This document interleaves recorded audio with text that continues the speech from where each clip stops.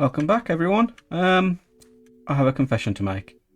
I haven't the foggiest how auto sorting works, so today's going to be a little bit different than I was hoping. But let's get into it. So as we're heading on over to the storage system we do have in place, I have made a few alterations. just a few. First of all, this is exactly the same, nothing about the guts has changed, but I have changed the inputs. Because we're running on hopper speed anyway, there's no point worrying about it. We've got stone here, a bit of smooth stone that I've melted up already, cobble, deep slate, dirt, moss, sand, and all the different types of spruce. So you got your logs, I've got some wood here as well, but I had to input that manually, slabs, stairs, which I don't have any left, full blocks, and this is, what was it? Oh, that was stripped, which I haven't got any yet, but I've got that there just in case. And then that slice is slightly different because these two aren't connected to any slices. These are just regular inputs for miscellaneous spruce stuff, and it's probably going to be miscellaneous wood, but I haven't got any other wood at the moment.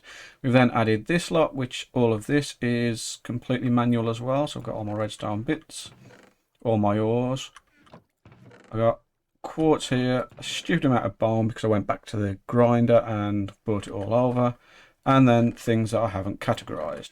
And I've got my overflow up here, which is nothing at the moment. So if we go around back, yes, also I'll put in all my spare things, which I probably should have put for the same amount of F's in for filler or filter, but I didn't, so live with it. I have to, you can as well.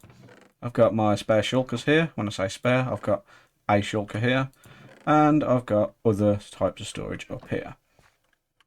But if we head round back, before we head round back, sorry, I'm getting ahead of myself, we've also got all the nether stuff here because I'm going to be coming back with far too much of this netherrack, so I'm probably going to end up an auto destroyer here somewhere, maybe. I don't know whether it's worth keeping. I might just increase the amount of storage I'm holding for it, we'll see.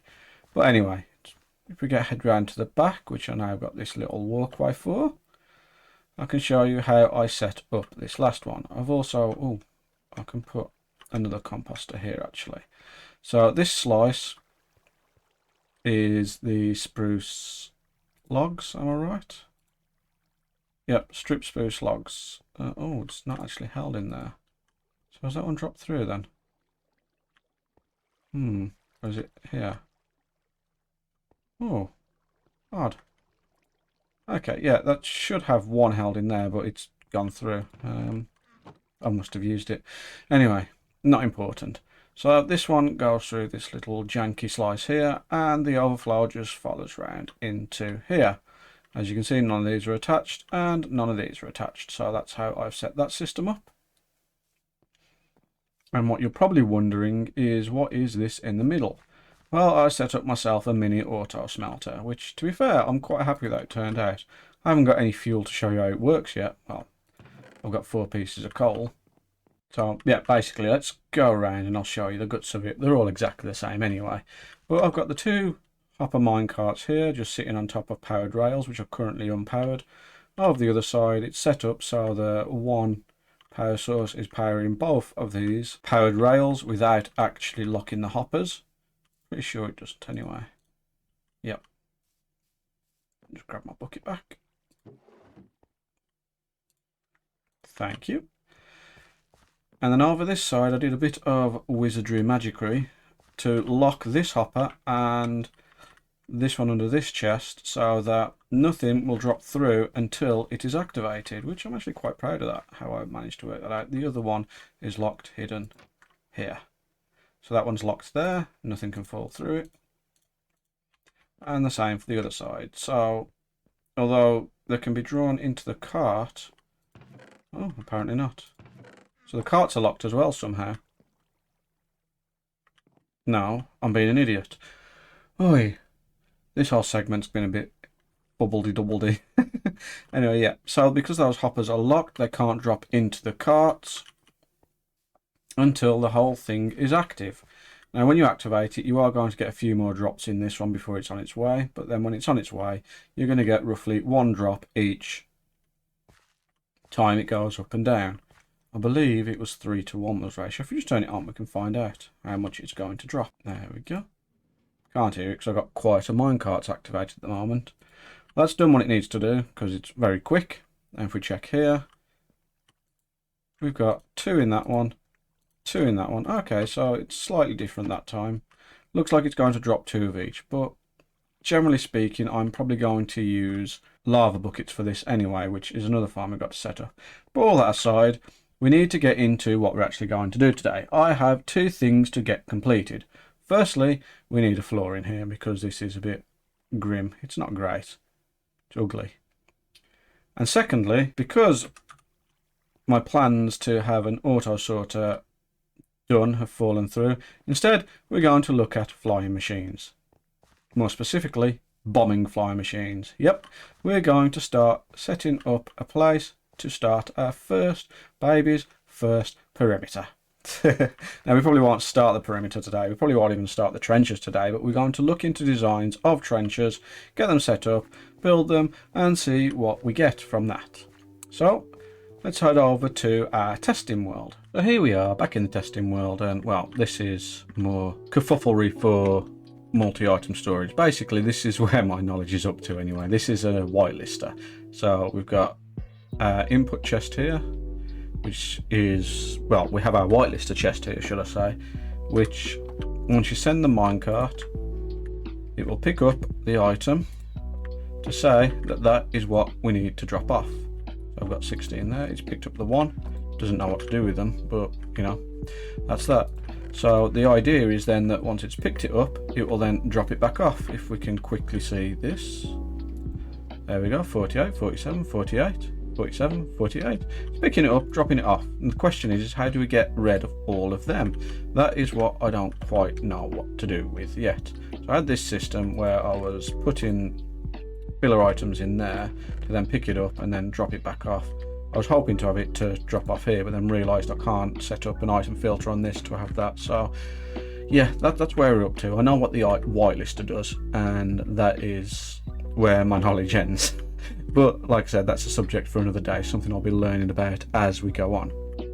Now for the subject of today, we have flying machines, and to understand flying machines you need to understand how pistons work.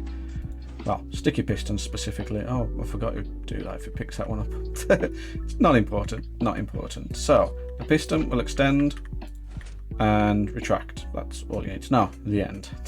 Not that aside. So the piston can retract and extend, and it can push any block except for a few exceptions. Leaves it will destroy, and things like obsidian just won't move. I'm not going to go through the entire list now because it's time consuming, and you get the idea. Chances are you already know this much about pistons because you probably know more than me. You add slime. Slime can move any block as well, except for a few choice ones such as leaves. It will still destroy, and it cannot move back terracotta or slime. Not slime, honey. But honey has a unique property where you can stack honey just like slime. No, you can't apparently. So you can this way, but not sideways, and it won't stick to slime. So that causes some interesting reactions. Why is this not moving this way? Is it because of that one? Oh no, it's because of this one down here, isn't it? Oh, I'm being an idiot. Bear with me. There, see? That means slime probably works as well. I keep saying slime, honey. Yep, there you go. Now, once we've got this basic idea down, we can then look into flying machines, which is basically just one piston pushing slime, which is pulling another piston, which then in turn pulls another slime block with the piston attached to that, and it will continue going. So that's what these observers are for, is to activate it. See? So we got one side to send it one way, and another one to send it the other way. And that is the basics of flying machines and how they work. On to the next part of it, which once we've got a flying machine, we then need a TNT duper. This is all for the trencher, obviously, which that works by this TNT being ignited, and then when it's ignited, it is then moved in its entity form, dropped, and the entity is replaced by the block. It basically tricks it into thinking the block's still there because it's not quite sure. Initially, this was a bug, but it still is a bug technically, but one that's kept in the game. So that's how it works. It activates, updates the block, activates it, but doesn't actually drop the TNT. And as you can see, I'm destroying my red bar that I put down nicely for you lot, and here it is being destroyed. But yeah, as you can imagine, all you need to do is set one of these up to a flying machine and off it goes.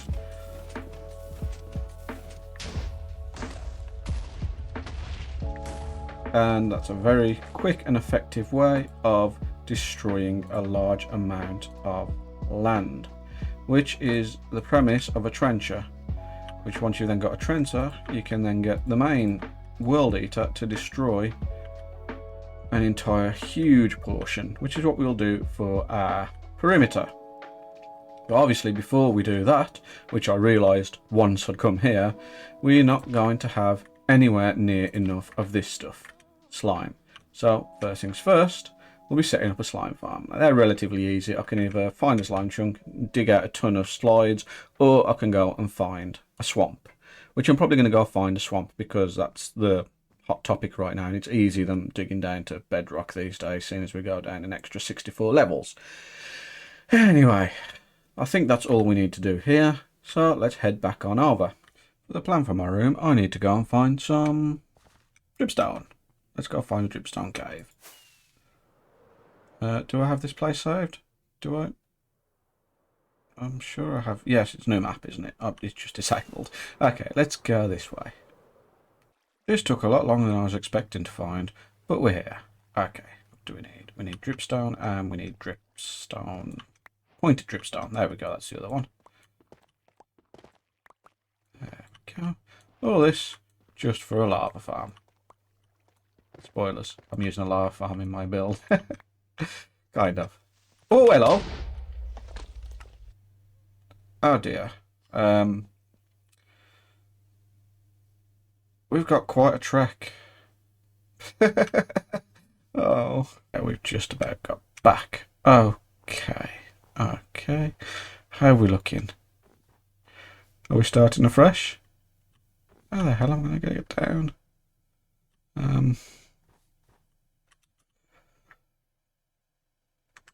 So there's still EXP there, so hopefully we can do this with minimal issues. Of course, if I stop doing that, that would be great. Grab our stuff, get back into the light, and regroup. Let's go.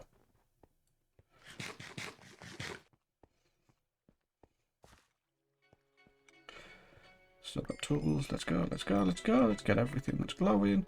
Let's get everything we can and run away. Run away. Run away fast. Okay, is that everything?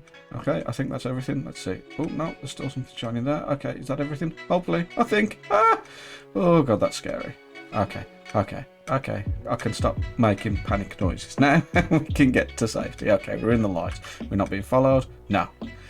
Okay. I'm going to pause the recording here and crack on. Okay, we're all suited and booted. I've got my chest plate on now, so that can't happen again. I may have lost my helmet. I may have left that back at the base. I can't remember because I was in the nether briefly earlier. Let's put a bit of light down. We should have enough pointed dripstone. I've got 25. That's more than enough for what I need. And we'll get ourselves some of the normal dripstone as well, because we do need this, rather than waste our pointed dripstone making it. Ah! Hello, Mr. Helmet. Okay. We're all suited and booted, and we can't get one shot by a creeper again now. Oh, Lord. Let me just reiterate. After that, I am the greatest mine player. Mine player? I can't even say I'm the greatest Minecraft player of all time, even though clearly I am. Okay. Hubris over. Let's eat some bread. I've lost my potatoes. His friends come to say hi. I'm getting out of here. Let's get back to new. I forgot. You can't do that. I can't do that when I haven't got my elytra on. I also can't do that when I'm in water. Nope. Okay, let's go. So we're back in our world, welcome along. Now you may notice there's a new poll here, and that's because we're starting a new project, aren't we? I mean, we're not really starting a new project, it's already laid out there, but let's go have a look, shall we? So, on this one, I should stop saying so. We've also got build a slime farm, locate an area, and build the trenches. So, obviously, this is our perimeter board. I don't know how many more things we need to add. Obviously, there's going to be the world eater, there's going to be the clearer, there's going to be the decorator. I don't know how far we're going to go into it. But we started that. Now, depending on the length of this, I'll know once I'm actually editing. We are either going to look into building our farm, locating and building, or that will be for next week. I don't know quite just yet because I can't tell you how much I've recorded. I've done this a lot slower than the last few episodes, so that's why I like giving myself a week to do it, because sometimes I have like days where I can record 2 or 3 episodes worth of stuff. Sometimes I'll have a week where I can just about squeeze an episode out. So what have we actually been up to? Let me show you.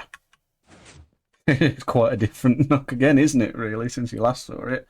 So we've got the smelter, which I've slightly changed once again, and by slightly changed I mean I removed this torch because it was blocking this when on for some reason, and I also noticed that this chest just drains anyway because the minecart's on top of it.